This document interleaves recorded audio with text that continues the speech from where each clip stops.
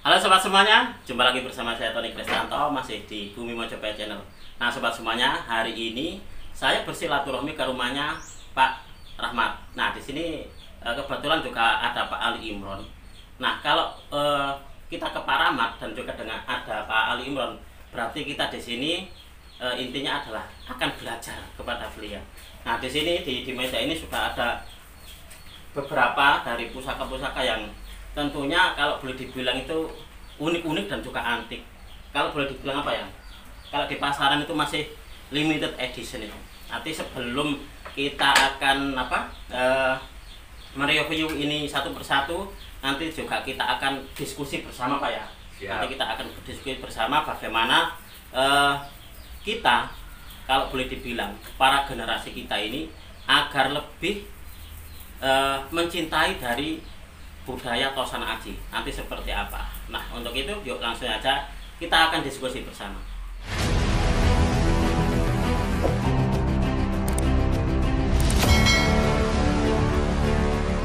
Santai.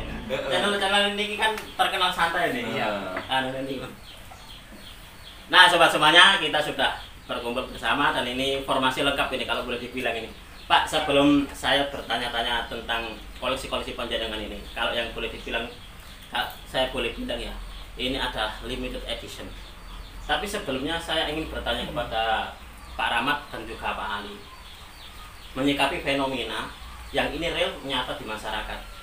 Kenapa generasi kita itu kok lebih, kalau boleh dibilang, sebenarnya masih agak-agak takut kalau untuk mengenal Tosan Aji. Menurut pandangan Pak Rahmat dan juga Pak Ali seperti apa kira-kira? Pak Ali dulu mungkin? Kalau saya pribadi menilai para generasi milenial sekarang ini, yang mungkin umurnya kalau boleh saya klasifikasikan di bawah 40, Bawah 40 ya bawah 40 atau di atasnya 20, itu sudah, kalau orang sekarang bilang itu generasi Y. Ya, generasi Y. Generasi Y. Apa itu Pak? Generasi Y itu? Generasi Y itu salah satunya itu orangnya gampang kalut. Gampang kalut. Iya, gampang kalut. Gampang kalut. Salah satu cirinya, makanya anak muda sekarang gabut kadang gitu. Nah, ini kita ini memang sudah generasi tua. Tinggalan istilah-istilah yang sekarang. Nah, jangankan anak muda yang mungkin sepantaran bapak saya itu melihat keris itu banyak prediksi, banyak konotasi macam-macam. Kadang dinilai itu unsur mistisnya yang terlalu didepankan. Unsur mistis. Mungkin Ya. ini salah satu faktor penghambat akhirnya generasi kita itu takut ya Pak ya? Iya, tapi dengan unsur mistis. Mistis itu kalau orang zaman dulu kan untuk support dorongan. Ketika orang ingin merelasikan kita di samping usaha, itu ada doa supportnya. Benar sekali. Nah, saya ada cita-cita keris sekarang itu sebagai motivator atau motivasi support mentalitas spiritual generasi kita. Seperti itu. Iya. Padahal kan kalau boleh dibilang di real kenyataannya kan generasi kita malah tambah takut dengan keris-keris. Seperti itu Pak. Kalau Pak Rahmat seperti apa untuk pandangannya? Itu kan sebenarnya ini ya, apa yang diterapkan di masyarakat, mungkin yang masyarakat yang belum begitu memahami budaya, kadang itu memandang keris itu langsung berpikiran negatif. Negatif artinya macam-macam. Ada yang wah itu kuno, nggak kekinian, atau kadang wah itu mistis atau apa, wah itu musyrik atau syirik dan sebagainya ya, yang sifatnya itu pasti arahnya itu negatif. Negatif. Lah mungkin dulunya itu waktu zaman penjajahan Belanda ataupun Jepang atau apa ya, waktu kita dijajah, sebenarnya penjajah waktu itu agak keder melihat orang Nusantara ini. Oh gitu. Iya, melihat orang Nusantara ini keder. Orangnya kok sebenarnya berani. Pemberani Ya, gitu. Ya. Nah, setelah ditelusuri, mereka punya sesuatu yang membuat dia itu pede istilahnya. Istilah kayak backup gitu lah. Iya, jadi para penjajah itu akhirnya memutar balik suatu cerita.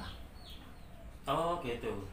Biar orang Jawa ini hilang Jawanya, lepas dari kerisnya, lepas dari budayanya, agar bisa dijajah, agar bisa dikuasai, dijajah. Mereka memutar balikkan fakta, membuat cerita yang keris itu mistik, keris itu musyrik, keris itu macam-macam. Iya. Keris itu kuno, membuat orang tidak modern, tidak maju, tidak berkembang, macam-macam. Jadi boleh dibilang sama dengan Pak Ali tadi kan, keris itu sebenarnya adalah kayak semacam kayak backup ya Pak ya. Agar kita itu support dengan mungkin penjajah waktu itu memang wah kalau dibiarkan terus seperti ini menjajahnya akhirnya agak sulit mungkin seperti itu guys. Akhirnya generasi selanjutnya itu diputar baliklah fakta-fakta itu menjadi sebuah apa ya, akhirnya dalam tanda kutip kebohongan tapi akhirnya sampai ke sini jadi sebuah kebenaran. Itu seperti itu Pak. Karena saya pernah diceritain ya, ini orangnya masih ada cuma tapi sudah sepuh banget. Itu cerita dulu itu kerisnya banyak. Memang waktu itu orangnya tergolong orang yang kaya di kampung. Itu kerisnya banyak. Waktu penjajahan Jepang itu dirampasi semua keris. Dirampasi. Buat apa penjajah ngerampas keris? Sebenarnya kalau kita berpikir ya, buat apa penjajah kayak Belanda, kayak Jepang, istilahnya yang menjajah negeri kita, merampas keris ini apa tujuannya?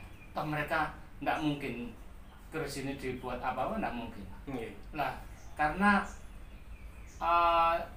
orang yang punya keris itu ketakutan, keris itu banyak yang disimpan di dalam tanah, dikubur dalam tanah, dikasih tanda nanti cerita ke anak cucunya, dulu saya nyimpen keris di sini, kamu gali lagi, atau macam-macam lah ceritanya. Intinya kan penjajah itu bagaimana menguasai kita, menguasai negeri kita dengan cara apapun yang menghambat pasti akan dihancurkan. Ada juga seperti ini Pak. Ini juga kisah nyata juga. Kebanyakan ya, ini teman saya Pak, waktu itu beli sebuah almari, ya, ternyata di almari tersebut dia bilang ternyata di almarinya itu Mas ada tombaknya itu berkinatah emas, sama orangnya itu lo nggak berani, udah ambil sekalian sama tombaknya sekalian, itu seperti itu.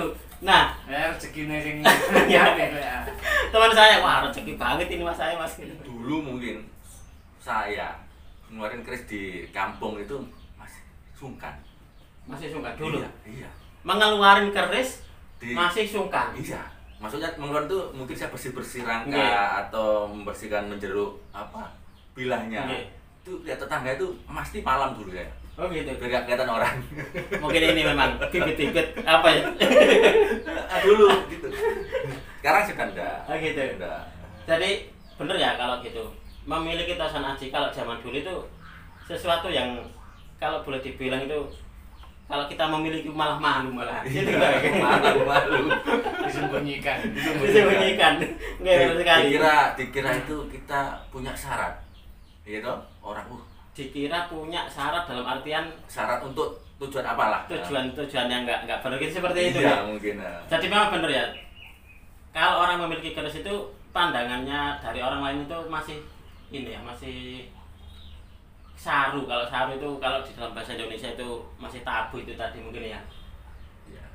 Jadi gimana ya, memang ini masih tetap menjadi PR kita bersama itu Bang ya. Nah biar nggak melulu kita ngobrol tentang wah kita nanti akan pikirkan bareng-bareng dengan berjalan gitu saja Pak. Betul. Nah daripada sepaneng-sepaneng kita akan mereview ini sudah menunggu dan sudah banyak sekali. Kira-kira ini apa ini Pak? Kalau boleh panjenengan bilang dari koleksi-koleksi jenengan ini kan nggak ada yang keris ini kalau boleh dibilang ini. Iya, yang keris cuma dua ini ya. Cuma dua. Iya, lainnya ini ada pedang, Pedang, iya. macam-macam pedang. Bagus-bagus ya ini sobat. Ada pedang, terus ada beberapa yang wedung, Nggih. sama pedang yang fenomenal Larbango. Larbango. Iya. Nah, mungkin nanti akan kita lanjutkan di video selanjutnya. Kita akan mereview nih banyak sekali barang-barang yang bagus-bagus banget ini sobat. Nah, coba kalian perhatikan ini. Nah, oke, kita tunggu untuk di video selanjutnya.